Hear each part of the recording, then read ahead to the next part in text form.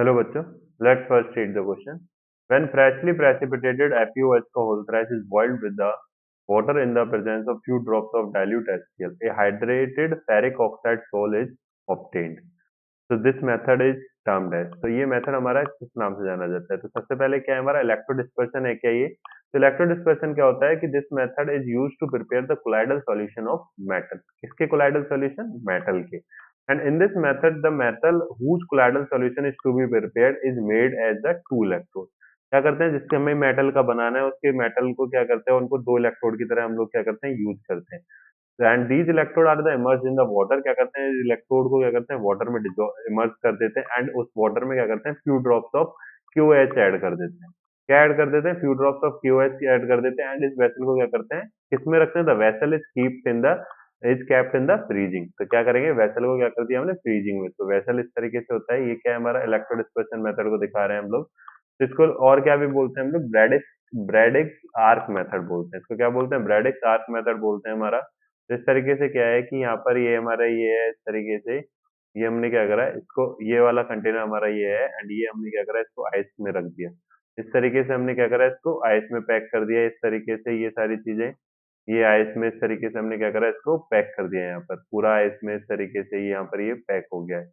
तो ये हमारा इस तरीके से हुआ एंड ये इस तरीके से, तो ये आइस आइस ये हो गया हमारा, इस तरीके से हो गया. तो हमारा यहाँ पे क्या है कि इलेक्ट्रोड की बात करें अपने, तो ये मेटल के इलेक्ट्रोड है हमारे, इस तरीके से ये हुआ है मेटल का इलेक्ट्रोड. एंड ये भी क्या है हमारा, दूसरे मेटल, ये इसी मेटल का इलेक्ट्रोड है, ये इस तरीके से. तो ये हमारा क्या है, नेगेटिव टर्मिनल से कनेक्टेड दिखा दिया, ये हमने पॉजिटिव टर्मिनल से. जैसे हमने इन दोनों को एक दूसरे के पास लाए थे, यहाँ फिर क्या हुआ, हमारा आर्क प्रोड्यूस होना शुरू हो गया. क्या हुआ? आर्क आ गया. आर्क का प्रोडक्शन हो जाएगा. तो इस वजह से इसको ब्रैडिक्स आर्क मेथड बोलते हैं हम लोग जनरली. एंड ये क्या हुआ, ये जो सॉल्यूशन है ये क्या है, हमारा वाटर है एंड इसके अंदर क्या, फ्यू ड्रॉप्स ऑफ क्यूएच है. एंड यहाँ से हम लोग क्या बनाते हैं जनरली, कॉपर, एल्मून, सॉरी सिल्वर, गोल्ड, इसके कोलाइडल सॉल्यूशंस बनाते हैं.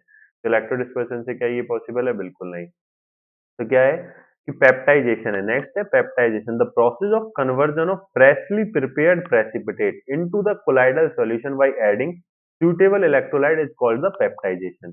पेप्टाइजेशन का मतलब क्या होता है कि फ्रेशली प्रिपेयर्ड है, तो ये क्या है, फ्रेशली प्रिपेयर्ड है हमारा. फ्रेशली प्रिपेयर्ड प्रेसिपिटेट है FeOH का होल थ्राइस, इसको क्या कर रहे हैं, बॉइल्ड कर रहे हैं विद वाटर के साथ in presence of few drops of HCl.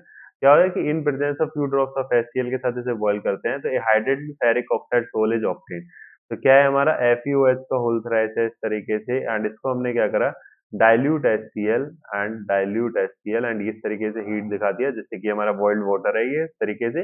ये क्या है हमारा, यहाँ से हमें क्या ऑप्शन हो रहा है, हाइड्रेटेड फेरिक ऑक्साइड सोल. क्या हुआ, हमें hydrated ferric oxide sol obtained हुआ है यहाँ पे. तो ये क्या है हमारा कि फ्रेशली प्रिपेयर्ड हमारा जो पीपीटी था उसके अंदर हमने dilute HCl and water add करा. वो क्या है, इलेक्ट्रोलाइट की तरह बिहेव करेंगे और वो क्या करेगा, यहाँ से हमारा किसमें कन्वर्ट कर देंगे इसको, हाइड्रेटेड फेरिक ऑक्साइड में. क्योंकि ये क्या कन्वर्ट करते हैं उसको, ये कन्वर्ट कर देंगे FeOH को होल थ्राइस को FeCl3 में. और ये FeCl3 क्या करता है, एक इलेक्ट्रोलाइट की तरह बिहेव करता है, पेप्टाइजिंग एजेंट की तरह. और जिस वजह से क्या होता है कि यहाँ पर हमें क्या ऑब्टेन हो जाता है, कोलाइडल सॉल्यूशन. तो क्या ये पेप्टाइजेशन होगा? बिल्कुल ये पेप्टाइजेशन है हमारा. अल्ट्रा फिल्ट्रेशन की बात करें तो अल्ट्रा फिल्ट्रेशन में क्या होता है हमारा कि the process of removing impurities from the colloidal solution by passing through the graded filter paper is called the ultra filtration. तो इसमें क्या है कि non electrolyte and electrolyte impurities को हम लोग प्योर करते हैं, निकाल लेते हैं उसके अंदर से. हमें प्योर, ये क्या है कि प्योरिटी करने के लिए होता है कोलाइडल सॉल्यूशन की. तो क्या ये हमारा आंसर हो सकता है? बिल्कुल नहीं.